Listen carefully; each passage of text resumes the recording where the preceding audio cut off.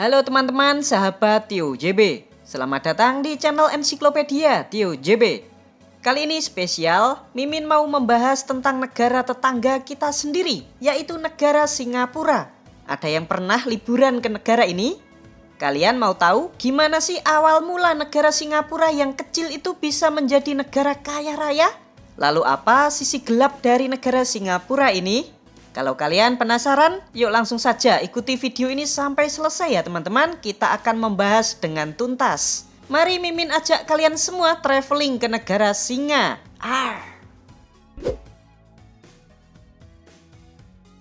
Kembali lagi di channel Tio JB, channel yang mungkin bisa menambah wawasan dan informasi yang mungkin belum kalian ketahui. Singapura dalam bahasa Sanskerta memiliki arti kota singa yang didirikan pada tahun 1299 oleh Sang Nila Utama, seorang pangeran dari Palembang. Lalu pulau ini dijadikan sebagai kerajaan baru yang bernama Kerajaan Singapura. Selanjutnya kerajaan ini menerima 2 kali serangan dari kerajaan Majapahit, yaitu pada tahun 1350 tapi gagal. Lalu menyerang lagi pada tahun 1398 dengan membawa 200.000 pasukan dari Jawa beserta 300 kapal perang jung besar serta ratusan kapal kecil. Serangan besar ini akhirnya berhasil menghancurkan kerajaan Singapura. Setelah melemahnya Majapahit, Singapura lalu diduduki oleh Kesultanan Malaka. Selanjutnya pada tahun 1511, Portugis menghancurkan kerajaan Malaka. Sultan Mahmud Syah lalu kabur ke Tenggara dan membangun kerajaan baru yang bernama Kerajaan Johor. Selanjutnya pada tahun 1819 datanglah Stanford Raffles ke Singapura. Ia lalu menegosiasikan dengan Kesultanan Johor untuk membuka pos perdagangan Inggris di Singapura. Tak cuma-cuma, Inggris menawarkan imbalan kepada Kesultanan Johor, yaitu kesultanan ini bakal dilindungi oleh kerajaan Inggris. Sultan Johor pun setuju. Lalu pada tahun 1824, Singapura secara resmi diberikan kepada Inggris. Nah, mulai saat itulah Singapura menjadi semakin ramai dan banyak ditinggali oleh orang-orang Eropa maupun pedagang-pedagang dari Arab, India, dan Cina. Selanjutnya pada tahun 1942, Jepang berhasil merebut Singapura dari kerajaan Inggris. Namun setelah kekalahan Jepang di dalam Perang Dunia Kedua pada tahun 1945, Singapura kembali diberikan kepada Inggris. Inggris lalu mendirikan negara bagian Singapura pada tahun 1958. Lalu Singapura digabungkan dengan negara federal Malaysia pada tahun 1963. Namun penggabungan ini ditentang oleh pejabat-pejabat Malaysia karena perbedaan agama dan ras.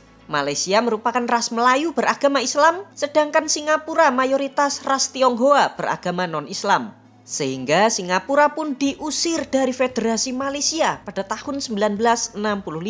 Usai dibuang oleh Malaysia, Singapura pun mendeklarasikan diri sebagai negara baru pada tanggal 9 Agustus 1965 dan kini berubah menjadi negara yang sangat-sangat maju. Berikut 9 fakta negara Singapura. Tapi sebelum kita mulai, jangan lupa untuk subscribe channel Tio JB dan tekan tombol lonceng agar tidak ketinggalan info menarik lainnya dari Tio JB. Profil negara. Negara ini bernama lengkap Republik Singapura, dengan presiden sebagai kepala negara didampingi Perdana Menteri sebagai kepala pemerintahan. Negara Singapura memiliki nama ibu kota yang sama persis dengan nama negaranya, yaitu Kota Singapura. Uniknya ini teman-teman, Kota Singapura ini meliputi seluruh negaranya. Secara geografis, Singapura merupakan negara pulau kecil yang berada di kawasan Asia Tenggara, serta diapit oleh 2 negara besar yaitu negara Malaysia dan Indonesia. Luas wilayah negara ini sebesar 734,3 km persegi, serta memiliki jumlah penduduk sebesar 5.637.000 jiwa. Untuk agama, 31,1% penduduk Singapura beragama Buddha, 20% tidak beragama, 18,9% memeluk agama Kristen, 15,6% beragama Islam, 8,8% memeluk Taoisme, 5% beragama Hindu, sisanya 0,6% memeluk agama yang lain. Sedangkan untuk etnis, 74,3% penduduk di sini merupakan etnis Tionghoa. 13,5% orang Melayu, 9% orang India, 3,2% sisanya merupakan etnis yang lain. Sedangkan bahasa resmi yang digunakan di negara Singapura ini ada 4 teman-teman, yaitu bahasa Inggris, bahasa Melayu, bahasa Mandarin, dan bahasa Tamil. Indeks pembangunan manusia di negara Singapura menempati peringkat 12 dunia. Lalu untuk perekonomian, Singapura ini merupakan negara yang maju dengan kelompok ekonomi berpenghasilan tinggi dengan ditopang oleh industri elektronik, industri mesin dan peralatan, obat-obatan dan bahan kimia, jasa keuangan dan perbankan, jasa konstruksi, teknologi informasi, serta produk olahan minyak bumi dengan ekspor terbesarnya ke negara Amerika Serikat, Cina, dan Jepang. Sedangkan mata uang yang digunakan di negara ini bernama dolar Singapura. Kurs 1 dolar setara dengan 11.279 rupiah. Kehidupan di Singapura. Tahukah kalian teman-teman, jika negara Singapura merupakan wilayah terpadat di dunia di bawah negara Monaco. Kalau di rata-rata setiap 1 km persegi, negara Singapura ini ditinggali 8.251 jiwa. Wow, banyak banget kan teman-teman? Lalu kita bandingkan dengan negara kita Indonesia. Setiap 1 km persegi di negara kita Indonesia hanya ditinggali 145 orang saja. Sangat jomplang sekali kan teman-teman? Dari data Numbeo 2023, Singapura dinobatkan sebagai kota dengan biaya hidup termahal peringkat ke-6 dunia. Yuk kita cek ya teman-teman. Untuk biaya sekali makan yang murah di negara ini, ya masih bisalah sekitar 5 dolar atau sekitar 56.000 rupiah sekali makan. Lalu biaya naik transportasi umum, ini juga masih terjangkau ya teman-teman, sekitar 2 dolar sekali jalan atau sekitar 22.000 rupiah. Nah ini nih yang mahal, yaitu tempat tinggal. Kita cek sewa kos-kosan 1 kamar yang murah itu di kawasan Choa Chu Kang. Sekitar 650 dolar per bulan atau sekitar 7,3 juta rupiah per bulan. Mahal banget kan? Kalau kalian mau beli apartemen di negara ini tambah mehong lagi teman-teman. Yang termurah sekitar 10.700 dolar atau sekitar 120 juta rupiah per meter persegi. Gila, mahal banget kan? Sekarang kita akan membahas tentang gaji. Di negara Singapura ini tidak ada UMR-nya ya teman-teman. Namun menurut The Independent pada tahun 2022, gaji rata-rata pekerja di negara Singapura sebesar 5.070 dolar Singapura per bulan atau sekitar 45 juta rupiah per bulan. Wow, besar banget. Sedangkan angka kemiskinan di negara Singapura ini tidak ada data yang resmi. Namun menurut warga, pendapatan kurang dari 1.900 dolar Singapura per bulan atau sekitar 21 juta rupiah per bulan dianggap sebagai orang miskin di negara ini teman-teman. Yuk bagi kalian yang kerja di negara Singapura ini, spill dong gajinya. Tulis di kolom komentar ya teman-teman. Thank you. Awal mula kekayaan. Sekarang kita akan membahas awal mula negara Singapura kok bisa sih menjadi negara yang maju. Padahal saat kemerdekaannya di tahun 1965, Singapura saat itu masih menjadi negara miskin, dibuang dari Malaysia karena nggak punya apa-apa, nggak punya sumber daya alam. 30% dari total penduduk bahkan tinggalnya itu di daerah kumuh. Ditambah tingginya angka pengangguran saat itu yaitu 14%, plus separuh warganya itu buta huruf. Perdana Menteri Lee Kuan Yew saat itu langsung mengambil sejumlah kebijakan. Apa saja itu? Yang pertama, pemerintah Singapura membangun infrastruktur dan memberlakukan standar internasional. Contohnya, bikin pelabuhan standar internasional. Kebetulan, Pulau Singapura juga menjadi jalur perdagangan laut dilewati kapal-kapal besar. Lalu yang kedua, Lee Kuan Yew sadar negaranya itu nggak punya sumber daya alam. Makanya ia harus mengoptimalkan otaknya penduduk, yaitu membangun sekolah-sekolah gratis. Siswa yang pintar lalu diseleksi dan diberikan beasiswa kuliah gratis ke luar negeri, ke negara-negara Eropa dan Amerika. Namun setelah lulus, mereka wajib kerja ke pemerintah dengan kontrak beberapa tahun kerja. Hal ini dilakukan untuk meningkatkan sumber daya manusia penduduk Singapura saat itu. Lalu yang ketiga, Lee Kuan Yew menata birokrasi. Caranya dengan langsung menaikkan gaji PNS dan pejabat-pejabatnya dengan gaji yang sangat tinggi. Namun, kalau sampai korupsi mereka juga bakal ditindak secara kejam. Patut dicontoh nih teman-teman. Lalu yang keempat, Setelah infrastruktur standar internasionalnya itu jadi, mulai itu berdatangan perusahaan-perusahaan multinasional seperti General Electric, Texas Instruments, dan HP. Mulai itu Singapura membuka keran investor-investor dari luar negeri.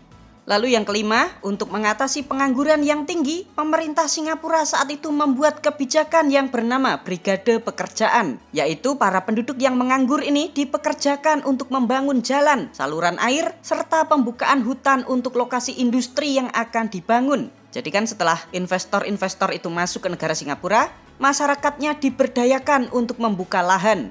Lalu yang keenam, pemerintah Singapura memberlakukan pajak rendah untuk perusahaan. Lagi-lagi hal ini digunakan untuk menarik investor-investor luar negeri agar membangun perusahaannya di Singapura. Bahkan, Singapura dinobatkan sebagai salah satu negara dengan tarif pajak terendah di dunia. Lalu yang ketujuh, pemerintah Singapura membangun sistem transportasi umum yang nyaman dan murah, seperti membangun MRT dan bis. Tapi sebagai gantinya, pemerintah Singapura membatasi jumlah mobil pribadi. Kalau rakyatnya mau membeli mobil pribadi diperbolehkan. Namun harganya bisa 3 kali lipat dibandingkan negara-negara di sekitarnya. Lalu yang kedelapan, tahu negaranya itu rapuh terhadap serangan tetangga-tetangganya. Lee Kuan Yew meminta bantuan ke negara Israel untuk pelatihan militer serta membeli teknologi pertahanan. Makanya kalau kalian lihat, negara Israel dan Singapura itu sudah akrab sejak zaman dahulu. Lalu yang kesembilan, pemerintah Singapura memberlakukan denda yang tinggi dan benar-benar menerapkannya. Agar apa? Agar negaranya itu aman dan nyaman untuk ditinggali. Ini juga patut dicontoh teman-teman. Nah, itulah 9 pondasi awal Singapura bisa menjadi negara maju seperti saat ini teman-teman. Bagaimana pendapat kalian? Negara kaya. Pasti kalian sudah tahu kan kalau Singapura merupakan salah satu negara terkaya di dunia. Berdasarkan PDB per kapita tahun 2023, negara Singapura menempati peringkat kelima sebagai negara terkaya di dunia. Tapi nggak cuma itu aja teman-teman. Ternyata Singapura juga menempati peringkat ke-9 sebagai negara teraman di dunia. Singapura juga menempati peringkat 5 sebagai negara terbersih dari korupsi di tahun 2022. Wah, mantep banget nih teman-teman. Udah kaya, aman, dan bebas korupsi. Kuat. Berkat kerja keras pemerintah Singapura menata negaranya, saat ini Singapura dipercaya oleh banyak negara-negara di dunia. Kalian tahu, paspor negara Singapura saat ini menjadi paspor terkuat di dunia. Wow.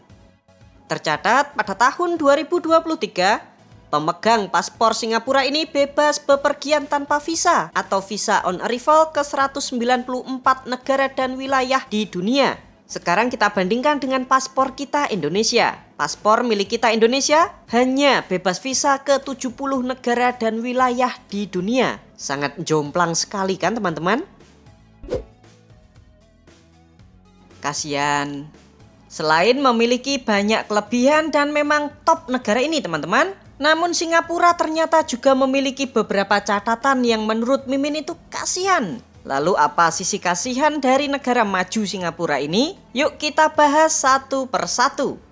Yang pertama, dari segi geografis, negara ini terhimpit di antara dua negara besar, yaitu negara Malaysia dan Indonesia. Nah, ini permasalahannya teman-teman. Akibat wilayahnya yang terhimpit inilah, Singapura sampai kiamat juga luas wilayahnya stuck cuma segitu-segitu aja teman-teman.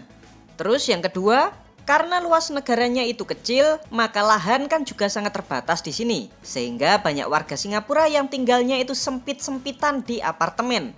Masalahnya puluhan atau ratusan tahun kemudian, di saat lahan di Singapura itu sudah habis untuk apartemen, sedangkan penduduk itu terus bertambah, mereka mau tinggal di mana teman-teman? Ayo.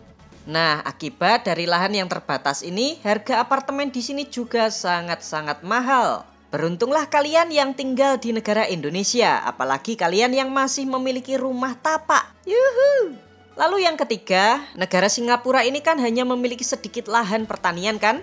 Nah, untuk makan warganya sendiri, negara Singapura ini masih kekurangan. Akibatnya, Singapura sangat ketergantungan kepada impor makanan. Tercatat, 90% makanan di negara ini merupakan impor dari negara-negara tetangganya. Nah ini, pantesan harga makanan di negara Singapura ini sangat mahal banget teman-teman. Mana sambalnya itu juga nggak nendang, kurang pedes nggak sih? Yuk kita lanjut yang keempat, kita akan membahas militernya. Nah ini, kalau biasanya tentara kan latihannya itu di hutan atau di tempat yang lahannya itu sangat luas dan gede. Kalau tentara Singapura latihannya di mana? Ada sih lahan tapi nggak seluas punya Indonesia. Belum lagi angkatan udaranya ini teman-teman. Kalau mau latihan jet tempur di mana coba? Ayo. Contoh nih, baru terbang. Nyebrang dikit udah masuk teritorial Malaysia dan Indonesia. Masa jet tempur terbangnya itu cuma muter-muter di atas negara Singapura? Mereka nggak punya lahan makanya sampai menyewa tempat latihan militer. Seperti kemarin mereka latihannya di negara Australia. Tuh, kasihan juga kan? Lalu yang kelima, sekarang kita akan bicara tentang air bersih. Tahukah kalian jika negara Singapura tidak memiliki sumber air alami seperti di negara kita Indonesia? Indonesia kan memiliki air pegunungan alami tuh. Meskipun sudah puluhan tahun dikeruk-keruk untuk minuman kemasan masih belum habis sampai hari ini. Kita balik ke Singapura. Negara ini nggak punya sumber air alami. Lalu untuk mengatasi ini, pemerintah Singapura memiliki program yang bernama 4 keran nasional. Yaitu 4 cara Singapura untuk mendapatkan air bersih. Cara yang pertama yaitu dari reservoir, yaitu sebuah tempat yang fungsinya untuk menangkap air hujan lalu disimpan di situ.